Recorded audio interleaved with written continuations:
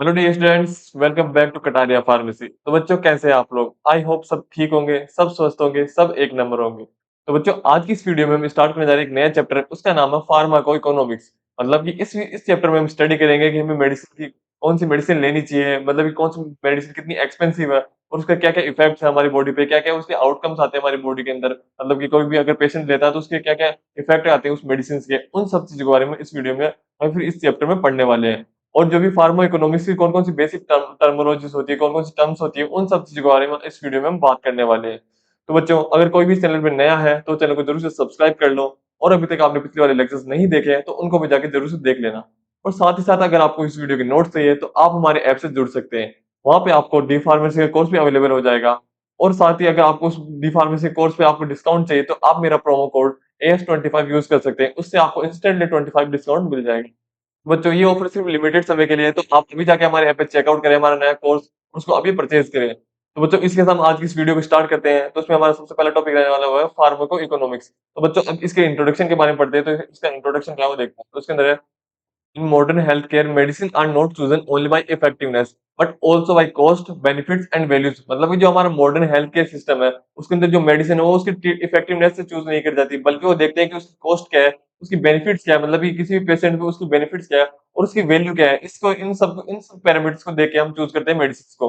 इसके अंदर आगे चलते हैं, आगे बात करते हैं। इसके अंदर है, because health care resources are limited we must choose the treatment which give maximum benefits at minimum cost. मतलब जैसे भी हमारे जो हेल्थ केयर सिस्टम में जो रिसोर्सेज है वो एक तरह के लिमिटेड है, तो हम देखते हैं कि जैसे कि हम जो भी मेडिसिन ले वो उसके मैक्सिमम बेनिफिट्स हो और उसकी जो कॉस्ट है वो बिल्कुल मिनिमम हो। उन सब चीजों को, उन सब पैरामीटर्स को देख के हम कोई भी मेडिसिन चूज करते हैं।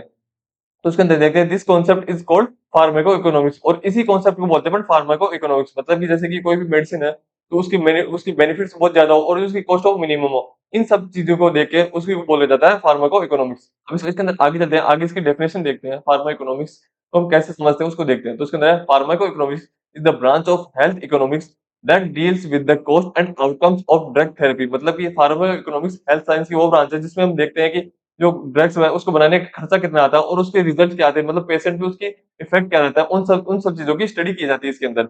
अब इसके अंदर आगे चलते हैं, आगे इसके अंदर अकॉर्डिंग टू SISPRO। अब इसके अकॉर्डिंग देखते हैं इसकी डेफिनेशन क्या होती है वो देखते हैं। तो उसके अंदर pharmaco economics is the description and analysis of the cost of drugs therapy of health care system and society. मतलब फार्माको इकोनॉमिक्स के अंदर ये देखते हैं कि जो भी कॉस्ट बन रही है उसको एनालाइसिस करते हैं, कोई भी ड्रग्स बन रही है उसकी एनालिसिस करते हैं और उसको देखते हैं कि पेशेंट पे उसका क्या प्रभाव रहता है या क्या इफेक्ट रहता है, उससे उसको कितने बेनिफिट्स मिलते हैं, उन सब चीज़ों के बारे में स्टडी होती है इसके अंदर। इसके अंदर आगे चलते हैं, इसके अंदर है, फार्माको इकोनॉमिक्स स्वास्थ्य अर्थशास्त्र की वह शाखा है जिसमें औषधि उपचार की लागत तथा उससे प्राप्त होने वाले परिणामों का अध्ययन किया जाता है।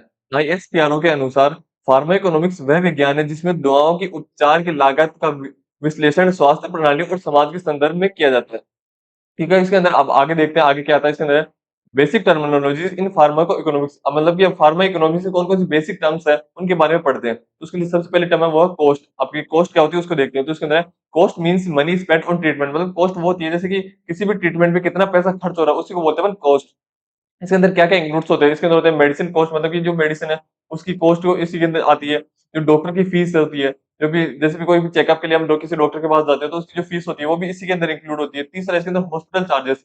मतलब जैसे भी कोई भी पेशेंट अगर हॉस्पिटल में एडमिट हो रहा है तो उसके जो चार्जेस होते हैं वो भी इसी के अंदर इंक्लूड होते हैं। चौथा इसके अंदर लैब लैब टेस्ट के जो भी रिजल्ट्स आते हैं, फिर जो लैब के अंदर जो भी एक्सपेंस लगता है, जो भी खर्चा लगता है, वो सब इसी के अंदर इंक्लूड होता है। और जो ट्रैवल कॉस्ट होता है वो भी इसी के अंदर इंक्लूड होता है। तो इसको अपन एग्जांपल से समझते हैं कि इसके अंदर क्या-क्या कॉस्ट के अंदर क्या-क्या आते हैं या फिर कैसे लगती है वो देखते हैं। तो इसके अंदर है, patient spend 2000 for treatment, this is the cost. मतलब कि कोई भी पेशेंट है उसने इलाज के लिए 2000 खर्च किए, तो उसी को अपन कॉस्ट बोलेंगे। फिर इसके अंदर आगे बढ़ते हैं, आगे दूसरा इसके अंदर दूसरा टर्म वो है आउटकम। अब आउटकम के बारे में समझते हैं। तो इसके अंदर outcome means result of treatment. मतलब आउटकम का मतलब होता है जैसे कि कोई पेशेंट ट्रीटमेंट ले रहा है तो उसके अंदर उसका फायदा हुआ है नहीं हुआ, उसी को बोलते हैं अपन आउटकम। इसके अंदर आगे चलते हैं, इसके अंदर इट कैन बी, मतलब अब आउटकम कैसे भी हो सकता है, जैसे क्योर मतलब डिजीज का ठीक होना। दूसरा इसके अंदर रिलीफ ऑफ पेशेंट, मतलब कि जो सिम्टम्स है उनका कम होना। तीसरा इसके अंदर इंक्रीज सर्वाइवल, मतलब जैसे भी सर्वाइवल के चांस बढ़ जाना इसके अंदर। चौथा इसके अंदर बेटर क्वालिटी ऑफ लाइफ, मतलब कि जो भी लाइफ की क्वालिटी है उसको बेटर होना। अब इसको हम एग्जांपल समझते हैं। जिसके अंदर BP medicine reduces BP is equals to outcome. मतलब जैसे कोई बीपी की मेडिसिन है वो ले रहा है कोई पेशेंट और उससे उसकी जो बीपी है वो कम हो रही है, तो उसका आउटकम हो गया। अब इसके अंदर तीसरा है वो है कॉस्ट इफेक्टिवनेस। अब इसको समझते हैं। तो इसके अंदर cost effectiveness means how much money spend for how much benefits. मतलब कि कॉस्ट इफेक्टिवनेस का मतलब होता है जैसे कि कितना पैसा खर्च कर रहे हैं और उससे अपन को कितना बेनिफिट्स मिल रहा है, उसी को बोलते हैं अपन कॉस्ट इफेक्टिवनेस। तो इसको अपन एग्जांपल से समझते हैं। जैसे कि इसके अंदर ड्रग है वो उसकी कॉस्टिंग आ रही है ₹500 और वो को रिड्यूस करिए 20 एमएमएचजी, और जो दूसरी ड्रग है उसकी कॉस्टिंग आ रही है ₹1000 और वो बीपी को रिड्यूस करिए 22 एमजी। तो इनमें से कौन सी बेटर हुई? तो ऑब्वियसली ड्रग्स ए ही बेटर हुई, क्योंकि इसके अंदर है कि कम पैसों के अंदर सेम रिजल्ट दे रहा है, तो इसलिए इसके अंदर ड्रग्स ए वो है कॉस्ट इफेक्टिव हुई। तो अब इसके अंदर चौथे टर्म के बारे में बात करते हैं, वो है कॉस्ट बेनिफिट एनालिसिस। अब इसके अंदर देखते हैं। तो इसके अंदर है in this method both cost and benefits are converted into money. मतलब कि इसके अंदर जैसे ऐसे कि जो कॉस्ट और जो बेनिफिट्स है वो दोनों ही मनी वैल्यूज में कन्वर्ट करते हैं। इसको बोलते हैं कॉस्ट बेनिफिट एनालिसिस। तो इसको अपन एग्जांपल से समझते हैं। तो इसका एग्जांपल है ट्रीटमेंट कॉस्ट है वो 10,000 रुपए है, उसको बेनिफिट्स है patient can work again and add 50,000 rupees. मतलब कि इसके अंदर जैसे कि कोई ट्रीटमेंट ले रहा है कोई पेशेंट, तो उसकी जो कॉस्ट आई वो 10,000 रुपए आई, और वो उसका बेनिफिट्स उसको है कि जो पेशेंट ठीक हो गया वो आगे वापस काम पे जा रहा है और उससे वो कमा रहा है 50,000 रुपए। तो उससे जो उसका जो बेनिफिट हुआ कॉस्ट से बहुत ही ज्यादा है। तो उसके अंदर इसके अंदर आगे चलते हैं। आगे इसके अंदर 5 जो है वो है कॉस्ट यूटिलाइजिंग एनालिसिस। अब इसको बारे में पढ़ते हैं फिर इसको देखते हैं। इसके अंदर here we measure quality of life plus length of life using QALY and DALY। मतलब कि इसके अंदर इसको अपन समझते हैं जैसे कि इसको अपन मेजर करते हैं जो अपनी क्वालिटी है, जो अपनी लाइफ की क्वालिटी कैसी है और जो अपनी जो लाइफ की ड्यूरेशन है वो कितनी है, वो इन दो टर्म्स को यूज करती है। जो QALY इसकी फुल फॉर्म होती है क्वालिटी एडजस्ट लाइफ ईयर, और DLA की फुल फॉर्म होती है डेली एडजस्ट लाइफ ईयर। इन दोनों को देखते हुए जो अपनी लाइफ की क्वालिटी है वो कैसी है और जो अपनी लाइफ की ड्यूरेशन है वो कितनी है, इन दोनों से ये मेजर होता है। तो उसको अपन एग्जांपल से समझते हैं। तो इसके अंदर देखते हैं drugs increase life by 5 years but patient is weak. मतलब जैसे कोई ड्रग्स है वो किसी पेशेंट की 5 साल बढ़ा रही है, लेकिन जो जो इसके अंदर जो पेशेंट्स की जो लाइफ है वो एकदम वीक है, जो पेशेंट है इसके अंदर वो वीक है। और जो दूसरी ड्रग्स है इसके अंदर वो इंक्रीज करी life by 4 years but healthy life. मतलब इसके अंदर वो सिर्फ 4 साल इंक्रीज करी है, लेकिन जो पेशेंट्स की लाइफ है वो एकदम हेल्दी है। तो उसके अंदर वो पेशेंट चूज करेगा सेकंड वाली ड्रग्स ही, क्योंकि इसके अंदर जो भी उसकी लाइफ की जो क्वालिटी है उसके अंदर इंप्रूव हो रही है। तो अब इसके अंदर आगे चलते हैं। आगे देखते हैं। तो इसके अंदर 30 टर्म है वो है कॉस्ट मिनिमाइजेशन एनालिसिस। अब इसके बारे में पढ़ते हैं। तो इसके अंदर है used when two drugs give same effect then choose cheaper ones. मतलब ये तब यूज होता है जब जो जो दो ड्रग्स होती है वो सेम इफेक्ट देती है, तब हमें जो सस्ती वाली है उसको चूज करना चाहिए। अब इसको अगर हम एग्जांपल समझते हैं। तो इसका एग्जांपल है ड्रग्स ए वो है 500 रुपए कह रही है and then give same effect, and then drugs B, अब जो दूसरी ड्रग है वो 800 रुपए कह रही है लेकिन वो भी सेम इफेक्ट दे रही है, तो हमें चूज करनी चाहिए ए ड्रग, क्योंकि वो सस्ती भी आ रही है और जो उसका इफेक्ट है वो भी सेम है। तो इससे क्या है कि जो हमारी जो कॉस्ट है वो भी बचेगी और उसको हम अच्छे से अफोर्ड भी कर पाएंगे। अब इसके अंदर सातवीं टर्म है वो है डायरेक्ट कॉस्ट। अब इसके बारे में देखते हैं। तो इसके अंदर direct cost is equals to direct related to treatment. अब जो डायरेक्ट कॉस्ट होती है वो डायरेक्ट जो अपना ट्रीटमेंट है उससे रिलेट होती है।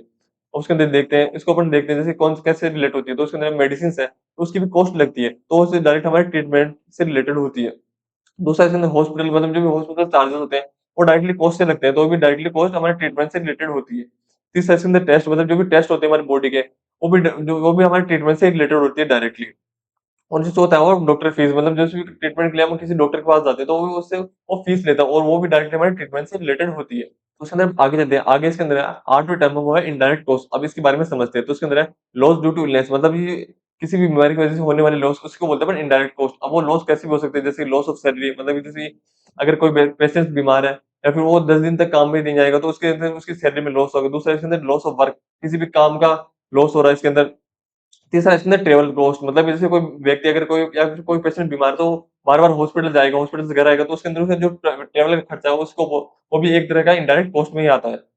इसको अपन एग्जांपल से समझते हैं। तो इसका एग्जांपल है वो है patients can not work for 10 days, loss of income is equal to indirect cost. मतलब कोई पेशेंट अगर बीमार है तो वो 10 दिन तक काम नहीं करेगा, तो उससे क्या है कि उसकी जो इनकम है उसका लॉस होगा, और इसको बोलते हैं वो इनडायरेक्ट कॉस्ट। तो इसके अंदर आगे चलते हैं। अब इसके अंदर नवी टर्म आती है वो है इंटेंजिबल कॉस्ट। अब इसके बारे में समझते हैं। तो इसके अंदर है cost which can not be measured in money. मतलब जो भी कॉस्ट इसको अपन मनी के अंदर मेजर नहीं कर सकते उसी को बोलते हैं अपन इंटेंजिबल कॉस्ट। अब उसके अंदर देखते हैं वो कैसे भी हो सकती है, वो पेन, सफरिंग, मतलब जो कोई पेशेंट है वो क्या है कि इसमें सफर कर रहा है, दूसरा इसमें फियर, स्ट्रेस। अब इन इन चारों चीजों को अपन मनी के अंदर मेजर नहीं कर सकते, तो इसको अपन एग्जांपल से समझते हैं। तो इसका एग्जांपल है cancer patients mental stress can not measure exactly. मतलब इसके अंदर जो भी कैंसर का पेशेंट है उसको कितना स्ट्रेस है उसको अपन एग्जैक्टली मेजर नहीं कर सकते। तो इसके अंदर आगे चलते हैं। आगे इसके अंदर 10वीं टर्म है वो है फार्माको इकोनॉमिक्स इवैल्यूएशन। अब इसको समझते हैं। तो इसके अंदर है comparison of cost plus result of different treatments used to choose best therapy. मतलब कि इसके अंदर ऐसे ऐसे बहुत सारे ट्रीटमेंट्स है या फिर बहुत सारी जो थेरेपीज है उनके अंदर कंपैरिज़न किया जाता है, उनकी कॉस्ट और उनके रिज़ल्ट के अंदर और जो भी बेस्ट थेरेपी होती है, फिर उसी को चूज़ किया जाता है पेशेंट्स के द्वारा। उसी को बोलते हैं अपन फार्माकोइकोनॉमिक्स इवैल्यूएशन। तो बच्चों आज का लेक्चर हमारा यही तक था। तो बच्चों आज के लेक्चर में हमने बात करी फार्माकोइकोनॉमिक्स के बारे में और उससे रिलेटेड जो भी टर्मिनोलॉजीज़ है, जो भी टर्म्स है उससे रिलेटेड उन सब चीज़ों के बारे में बात करी। तो बच्चों मैं आशा करता हूँ आपको लेक्चर बिल्कुल अच्छे से समझ में आएगा। अगर आपको कहीं भी कोई डाउट आया हो तो आप कमेंट करना ना भूलें, उसका जवाब बिल्कुल अच्छे से दिया जाएगा। साथ ही अगर आपको इस वीडियो के नोट्स चाहिए तो आप हमारे ऐप से जुड़ सकते हैं। वहाँ पे आपको डी फार्मेसी कोर्स भी अवेलेबल हो जाएगा और उससे रिलेटेड जो भी नोट्स है वो भी अवेलेबल हो जाएँगे। और साथ ही अगर आपको 20% 25% डिस्काउंट चाहिए तो आप मेरा प्रोमो कोड AS25 यूज़ कर सकते हैं। उससे आपको इंस्टेंटली 25% डिस्काउंट मिल जाएगा। तो बच्चों आप अभी जाके चेकआउट चेकआउट करें हमारे ऐप पे। तब तक के लिए आप ऐसे समझते रहिए और पढ़ते रहिए। Okay bye.